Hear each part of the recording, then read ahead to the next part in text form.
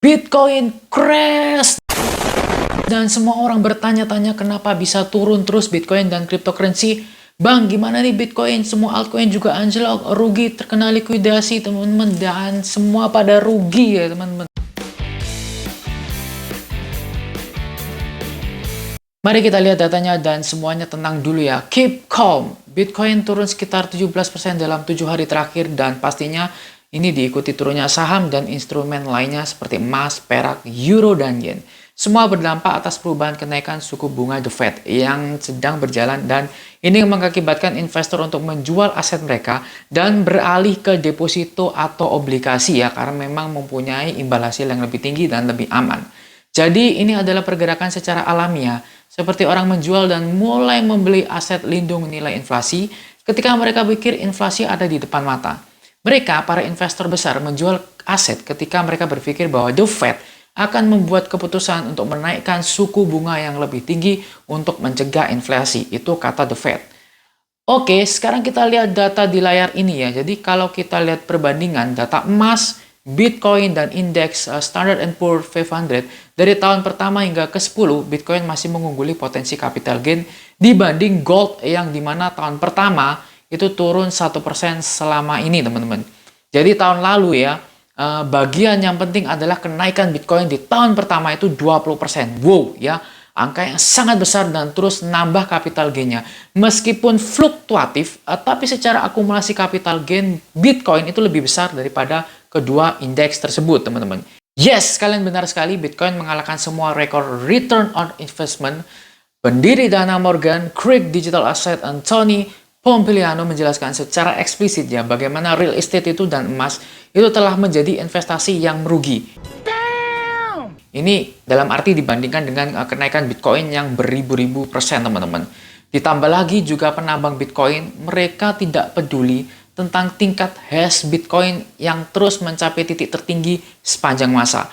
Ini artinya ketika banyak negara mencoba melarang penambangan Bitcoin, mereka nggak peduli harga turun, nggak ada yang peduli penambangan Bitcoin yang terus merajalela. Mereka nggak peduli harga jangka pendek Bitcoin yang fluktuatif karena penambang itu juga yakin kalau fundamental Bitcoin dan kripto itu sangat kuat dan akan terus eksis dari tahun ke tahun teman-teman. Dan baru-baru ini Elon Musk mengeluarkan statement yang relatif pesimistis terhadap situasi ekonomi ya, atau market di 2022.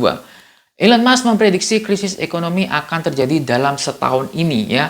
Jadi beberapa tweet ini mengejutkan dari Elon Musk yang sepertinya menunjukkan bahwa Elon Musk memiliki beberapa pemikiran bearish tentang market kripto.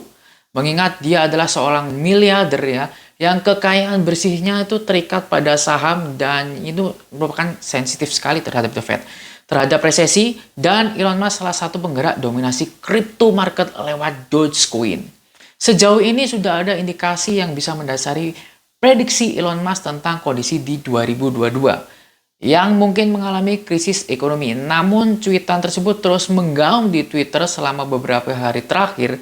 Dan ada pendapat bahwa resesi ekonomi yang dimaksud oleh Elon Musk akan dimulai dengan aksi jual saham oleh perusahaan-perusahaan besar di Amerika Serikat, teman-teman. Terus berita yang beredar di 2022 kemungkinan terjadi perubahan kebijakan moneter perekonomian. Karena mayoritas negara-negara besar itu berusaha untuk menaikkan nilai mata uang masing-masing negara untuk menurunkan inflasi mereka. Dan pasar kripto sedang kacau semuanya, dan jika kalian gak waspada, kemungkinan akan terjebak dalam siklus bearish ini, teman-teman. Ada perubahan penurunan pasar kripto 24 jam terakhir, dan kita lihat sepertinya banyak trader yang memutuskan untuk panic sell. Dan itu bisa dimaklumi ketika ketakutan indeks ini menunjukkan rasio 11-13. Ini persis apa yang terjadi di tahun lalu saat pandemi COVID ya, masih awal-awalnya. Hal-hal yang disayangkan yang membuat harga tertekan turun salah satunya adalah adanya aktivitas long ya senilai miliaran dolar yang terlikuidasi akibat trading di cryptocurrency. Maksudnya adalah ada 1,5 miliar dolar yang terlikuidasi akibat posisi margin yang dilikuidasi. Ini menyebabkan gelombang tekanan jual tambahan secara besar. Karena aset-aset yang dijaminkan atau dijual secara paksa ini untuk membayar pinjaman margin tersebut. Ini adalah salah satu faktor kenapa Bitcoin semakin turun dalam harganya, teman. Apa sih penyebab Bitcoin dan cryptocurrency yang turun dalam? Yes, karena penurunan cryptocurrency mengikuti penurunan Wall Street pada hari Kamis kemarin ya. Nasdaq Composite kehilangan 7,6% minggu ini. Ya, Standard and Poor's 500 turun 5,7% ya untuk minggu ini. Untuk penurunan ketiga berturut-turut teman-teman. Jadi ini beruntun, domino. Kenaikan suku bunga ini mendorong investor untuk melepaskan posisi dalam aset berisiko. Awal pekan ini, benchmark imbal hasil Treasury 10 tahunan itu diperdagangkan di atas 1,9%. Jadi mereka cenderung memilih aset yang aman dengan bunga yang tinggi ya daripada cryptocurrency yang volatile. Satu lagi, menurut Cointelegraph, kemungkinan besar dikaitkan dengan larangan penambangan di Kazakhstan dan keputusan Federal Reserve Amerika Serikat untuk menaikkan suku bunga. Jadi ketika The Fed bergerak menuju sentimen untuk pengangkatan anggaran, hal ini menyebabkan lebih sedikit uang yang harus dimiliki investor institusional untuk memperdagangkan aset yang sangat fluktuatif seperti cryptocurrency. Karena investor institusional lebih memilih aset yang lebih aman dan lebih memilih menarik diri dari market seperti market crypto. Meskipun investor retail memilih crypto sebagai aset anti-inflasinya, jadi ini berpengaruh ya, karena memang pengaruh investor institusional itu lebih berpengaruh daripada investor retail. Jadi penggeraknya tetap sebagai investor institusional dalam hal ini teman-teman. Ditambah lagi, regulator juga menindak cryptocurrency ya, seperti contoh Tiongkok.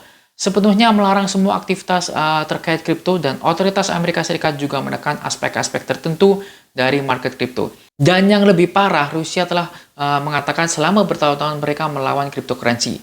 Dan dengan mengatakan mereka dapat digunakan dalam pencucian uang atau tindak pidana terorisme ya Bitcoin ini teman-teman. Jadi sekarang kita bicara langkah kita sebagai retail investor kudu gimana sih bang gitu. Jadi beberapa hal yang bisa kalian lakukan saat bear market adalah don't lose everything alias nabung rutin. Karena ketika market lagi turun ya ini adalah kesempatan kita untuk memperbanyak jumlah aset kripto yang memang udah kalian percaya fundamentalnya.